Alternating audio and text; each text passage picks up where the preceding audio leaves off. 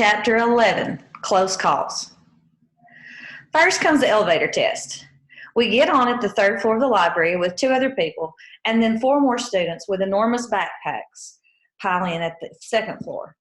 It could get very bad, people crushing at my feet, shoving into the walls, discovering the alien in their midst, screaming, freaking out. But none of that happens. Everyone jams onto the far side of the elevator, and no one says a word. And I can see it's because this girl's long white cane is like a magic wand. She holds it in front of her, almost vertical, to take up less room. Her fingers on it like it's a long pencil, and it comes up almost to her nose. No one wants to bump into the blind girl. So her cane is why I passed the elevator test so easily. Plus, it's a short ride to the first floor. We go past security, and there's Walt. He sees the girl and says, "Hey, Alicia, how's it going?" She smiles and says, "Fine. See you tomorrow." We don't slow down, and now I know her name, Alicia. I feel awkward. I don't know if I should offer to guide her or what. She holds her cane out ahead of her, sweeping it back and forth like radar. When it touches the door, she stops. Softly, I say, "I'll get that." And she waits while I push it open, and then she's off again, out and down the steps to the pavement. I know she must have traveled this route a lot of times, but the way she steps ahead is still pretty amazing. So I say, "You get around by yourself really well." She gives me a thin smile and says, "Yeah, and if I work extra hard for another 10 years or so, I'll be able to go places about as easily as your average 6-year-old on crutches." So that's something to look forward to, right? Then her smile warms up. Oops, more sarcasm. We're facing the street in front of the library entrance. She stops and brings the cane straight up in front of her. She points west and says, "I live about 4 blocks that way. How about you?" And she smiles. I'm not 100% sure, but I think she'd like to keep talking. I start carefully. "I live south and east of here, but I could take a little detour. 4 blocks isn't so far," which isn't exactly true. It's at least 5 degrees colder now, and the breeze has shifted. It's coming in off the lake. I'm cold, but I have shifted back to Greek warrior mode. What's a little discomfort to one such as I? She says, "That's great," and she puts out her right hand toward me. "Here, let me hold on to your elbow.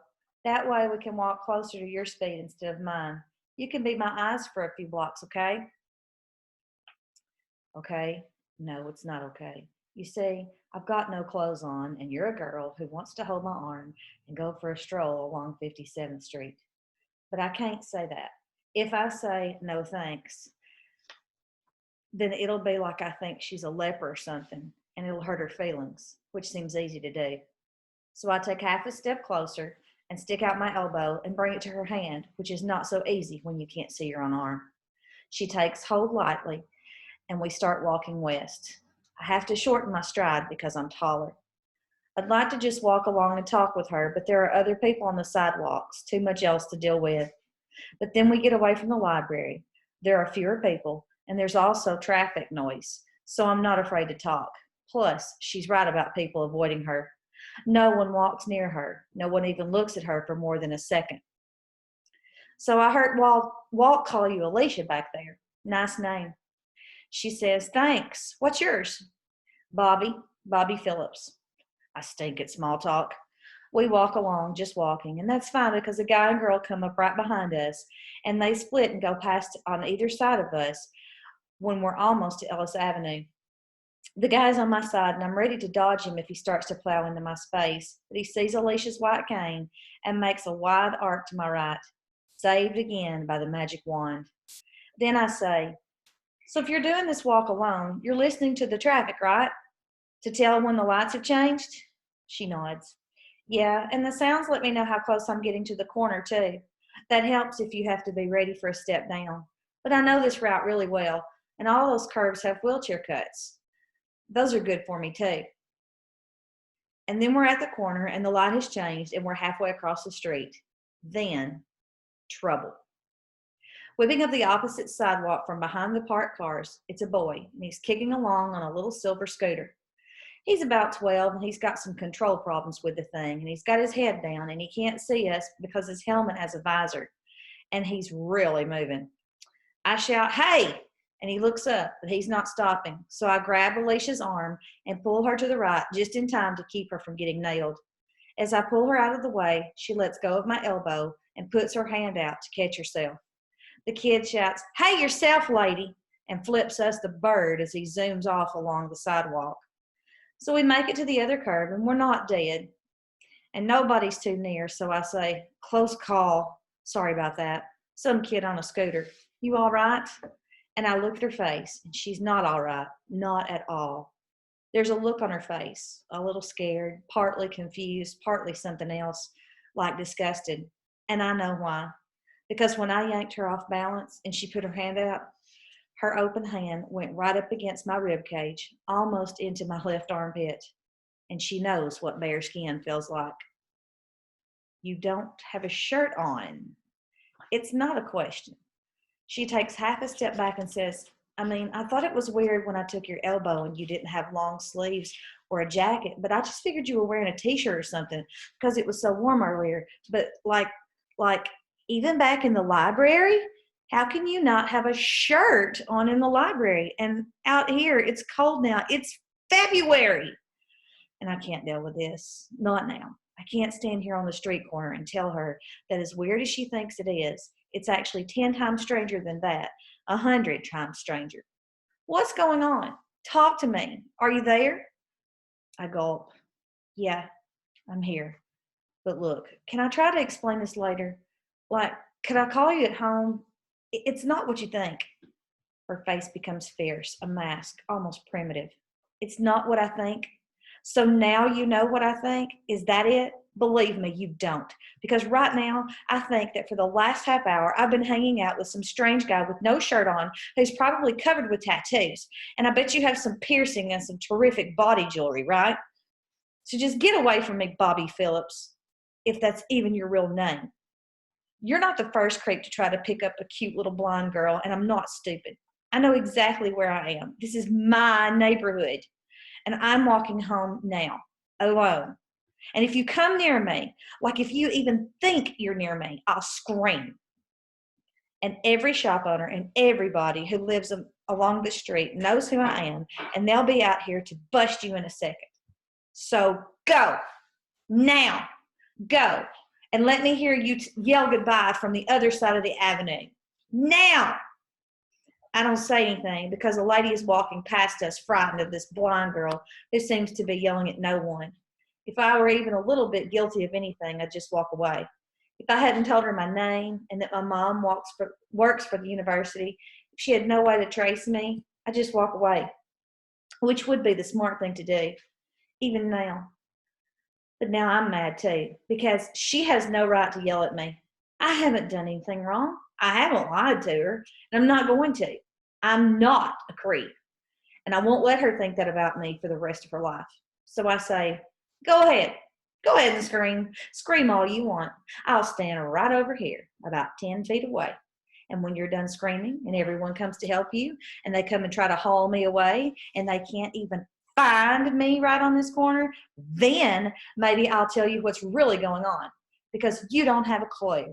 Not a clue. No one does. So go ahead and scream. Let's see what happens. That face of hers, it's running through about 10 emotions a second. But there's one emotion taking charge. It's the fear. Like me on that first night at home, Alicia's alone in the dark and she's afraid. And it just keeps building. She sucks in this huge breath and I think she's really going to do it. Just scream bloody murder. But then she holds the breath for 5 seconds, 10 seconds. Then she lets it hiss out slowly. Her voice is hard and flat. So tell me the truth. Tell me the big secret. Tell me how come you're not some shirtless creep. She's gripping her white cane with both hands, ready to use it like a samurai sword. Simple. Because I'm not just shirtless. I'm also pantsless and boxerless and sockless and shoeless. I'm not wearing any clothes at all. You wanted the truth? And I swear to you, that's what I'm telling you now. And if I'm telling you the truth, that I'm naked, then how come there's not a huge crowd standing around us right this minute? How come? She's really confused now and even more afraid. So I say, one possible reason a completely naked person is not drawing a crowd would be that everyone is as blind as you are. And the only other reason isn't even possible. That would be that no one can see me. So which do you think it is, Alicia? Is everyone around us blind, or am I invisible? It's like I just slapped her across the mouth. She comes to a full stop. Then, furious, she hisses, "Very funny." "Oh, look, look," she says, her voice dripping bitterness. She jerks her hand up and holds it in front of her face and acts like she's opening her eyes extra wide. "Well, well, well, I'm invisible too. Ice and granite and stainless steel. Why don't you just take your sick humor and go away? Bobby," she practically spits the name into my face. Alicia doesn't know what to do. And again, I think she might just start screaming. Instead, she takes her right hand off her cane and holds it out toward me. Her hand is trembling. "Here, let me hold your hand." Her voice is shaky now, but she sure has guts. I don't know what I'd be doing if our places were reversed. Probably be screaming by now. I put my hand on her palm, and she clamps onto it. It's a powerful grip for such delicate-looking fingers. "Is anyone walking toward us?" I scan the sidewalk. "Yeah, there's a guy coming out of the Starbucks. He'll be here in about 15 seconds. When he's right next to us, you squeeze my hand once, okay?" I gulp, because she's really got a grip. And if she's going to try to get this guy to call a cop or something, then I'm going to have to work to get loose. But I say, "Fine, whatever you say," because I want her to know that I'm not lying. The guy's almost next to us, and I squeeze her hand. "Excuse me, sir." She's cute and she's good at asking for help, and the guy stops. In a voice that's louder than it needs to be, the man says, "Yes, can I help you, miss? Do you need to get across the street?" My heart is jumping around in my chest, and I'm tensed, ready to cut and run. Alicia smiles at the man and says, "This guy here next to me, can you tell if he's taller than I am? We've been having an argument because I think I'm taller than he is. What do you think?" Her hand tightens around mine. The man is torn. He doesn't see a thing. I can tell this guy is worried that he's going to hurt this blind girl's feelings, but he clears his throat and he says, "The guy there next to you, miss? Actually, there's no one there." She shakes my hand like a puppy shaking a rag. "He's right here. I'm holding his hand. Who's taller? Can't you tell?" Her voice is shrill, almost frantic. The guy doesn't like being called a liar. "Miss, whoever you thought you was there next to you, he's not there now. And I've got to go before the light changes." And he cuts across 57th Street, glancing back once, shaking his head. And now there's a new look on her face, new for Alicia, but I've seen it before, on Mom's and Dad's faces that first morning. It's the look of someone who's trying to process impossible information. Because when something impossible happens, everything else becomes unglued. She's having trouble breathing. Then the first words, "So, you're really," "Yeah," I say, "invisible." Then she finished her sentence. "Naked?" And I have to little and I say, "Yeah, that too. And you're not some creep. Like, you're really Bobby Phillips and you go to the lab school and your mom teaches literature just like you said, and this is really happening to you, like, for real?" "Really," I say. "I'm not making this up. How could I? You heard that guy. He couldn't see me. No one can if I don't wear clothes. And I came out without clothes today because, well, the only other way is to get completely covered up like I was on Tuesday. Except earlier today it wasn't cold enough for that, and I had to get out of the house for a while. I had to." Then I say, "Look, can we move closer to the buildings? Because people keep coming past us and you look funny here talking to no one. Over here." She nods and follows my voice, tapping with her cane until she reaches the wall, looking sort of dazed. And she's shaking her head. "But how did it happen? Like, why you?" I give an involuntary shrug. That's what I've got to find out, and I have no idea. And again, that fact hits me like a bus. I have no idea, neither does my dad. He's a science wonk. He sounds a lot like your dad, maybe worse. He's really smart, and he doesn't even have a theory. Only me and my mom and dad know about this. And now you. She's standing there next to a drugstore window, the sharp breeze blowing her hair across her face, and she's trying to get her mind around it all. She's doing a lot better than my parents did. A sudden blast of frigid air hits us from the east, and she shivers. Then this look comes over her face. It's a mom look. And in a mom voice, she says, "You must be freezing." Yeah, but everything's pretty intense for me right now, so I don't think about it much. You want some cocoa? They have really good cocoa at Starbucks. Really, you need to warm up. Here, put your left hand on my cane out there in front of mine, and you can just walk in with me. Everyone gets out of my way. Let's go. And she turns toward the coffee shop, and I hold the cane, and in we go. She buys a tall cup of cocoa and asks for 2 straws. I steer her to a pair of stools against the wall.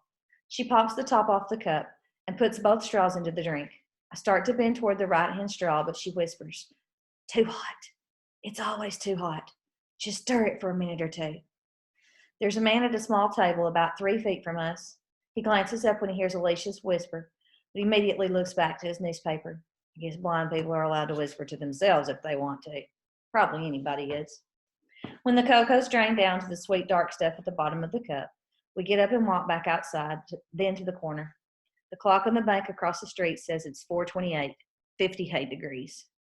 Alicia says, "Sorry I got so mad. I'm always getting mad." I say, "Me too." Then I say, "I've got to get home. My mom's probably tired. I tried to call about 10 times, and I've got to let her know I'm okay before she calls the National Guard or something." Except she can't because we're not telling anyone about this. My dad thinks I'd get abducted by the government or something, and he's probably right. He'll go nuts if he finds out I told you. So you've got to keep this a secret, okay? She nods, dead serious. Absolutely. Then a thought runs across her face and she grins. But don't worry, because if I go to my mom or dad or anybody and I say, "Hey, guess what? I drank some cocoa today with this invisible boy," who do you think is going to have a problem? You or me? I laugh a little and then say, "Listen, I've got to go." She says, "I'll be in that room again tomorrow from 1 to 3. If you want to call sometime, my last name is Van Dorn." "Good. I'll try to come tomorrow, maybe about 2, okay?" She smiles and says, "Good. See you, Alicia. Bye, Bobby." While I'm on the other side of Ellis, I look back. Alicia's walking away, working the long white cane, headed home. I turn and start jogging, and I feel strong. I am the Greek warrior, and I know exactly that what the soldier is going to do when he gets back to the barracks. He's going to take a long, hot bath. And as I trot along, I'm doing something I haven't felt like doing for at least 2 days. I'm smiling.